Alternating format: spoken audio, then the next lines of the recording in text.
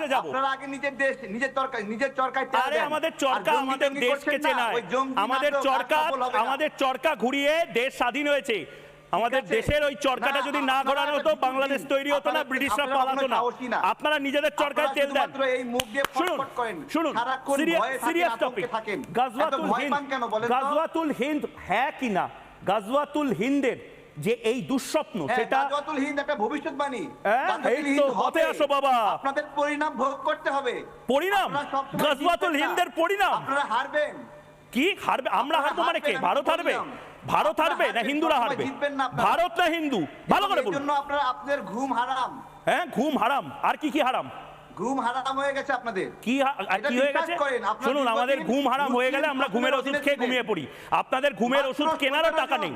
বাংলাদেশের এই মুহূর্তের যে অবস্থা, আমাদের ঘুম হারাম হলে আমরা ঘুমের ওষুধ খেয়ে ঘুমিয়ে পড়ি।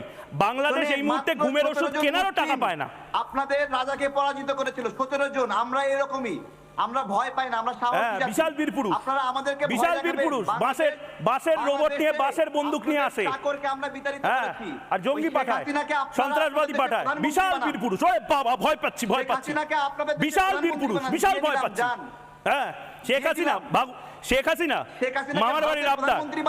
শেখ হাসিনাকে দেব না, শেখ হাসিনাকে দেব না, শেখ হাসিনাকে, শেখ হাসিনাকে ফেরত দেব না, দেব না শেখ হাসিনাকে ফেরত। কি করবেন? শেখ হাসিনাকে ফেরত দেব না। আরে আমি বলছি তো, শেখ হাসিনাকে ফেরত দেব না, যা ইচ্ছা করে। জয়দীপ, আরে দেব না ফেরত। আবার আসছেন ঝগড়া করতে।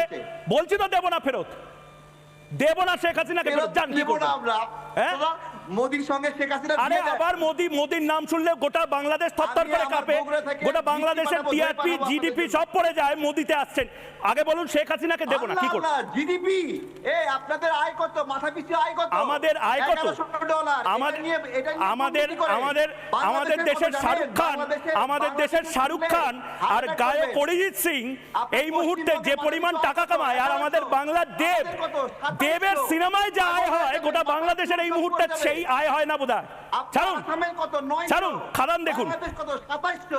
ত্রিপুরার মাথাপিছু আয় কত? 800। কি বলছেন? ওষুধ দিন, পিসিআর ওষুধ দাও। আপনারা একটা কাজ করেন, ওই ভারতকে লাথি মেরে বাংলাদেশের সঙ্গে যুক্ত হয়ে যান। হার্টবিট বেড়ে যাবে। আবার মেডিকেল ভিসা নিয়ে ভারতেই আসতে হবে। আবার বাইপাসের ধারে কোনো হাসপাতালে ভর্তি হতে হবে। আবার আমাদের টাকাতেই এখানে চিকিৎসা করাতে হবে। টয়লেটে ব্যবহার করতে চান? আমার বাসায় টয়লেট আছে 3টা। কি 3টা? অফিসে একটা বেশি টয়লেট নাই। আপনি দেখেন এখন এই ভিডিওতে। আমার অফিসে এখানে 2টা আছে টয়লেট। আপনার অফিসে একটা বেশি টয়লেট নাই। আপনার ওই টয়লেটেই থাকুন, ওই টয়লেটেই ঘুমান। মাফ করুন আমাকে, আপনি ওই টয়লেটেই থাকুন। আপনাদের ডেভেলপমেন্টের ইন্ডেক্স হচ্ছে টয়লেট। আপনার দেশের মিছিল আপনি থাকুন ভালো করে। টয়লেটে একটা বালিশ নিয়ে নিন, একটা কোল বালিশ নিন। তারেক ভাই, একটা কোল বালিশ নিয়ে শুন, টয়লেটে শুয়ে থাকুন। ওই টয়লেটে শুয়ে হিজবুত তাহরির আর আনসারুল্লাহ বাংলা নিয়ে স্বপ্ন দেখেন। কি বলবো বলেন? এমন মিছিল বিশ্বের কোথাও আছে? মাঠে ঘাটে হাঁকবো না, গুবার খাবো না, এটা কোনো কথা? আপনারা কি পর্যায়ে নিজেদেরকে নিয়ে গেছেন? জয়দীপ দা অনেকক্ষণ ধরে হাত তুলছেন, আমার ডিবেটের সময় শেষ। কিন্তু জয়দীপ দা, এটা হচ্ছে সিনারিও। শীতকালে ভালো সার্কাস দেখতে হলে বাংলাদেশে দেখুন। নানা ধরনের কন্টেন্ট দেখার জন্য লাইক করুন,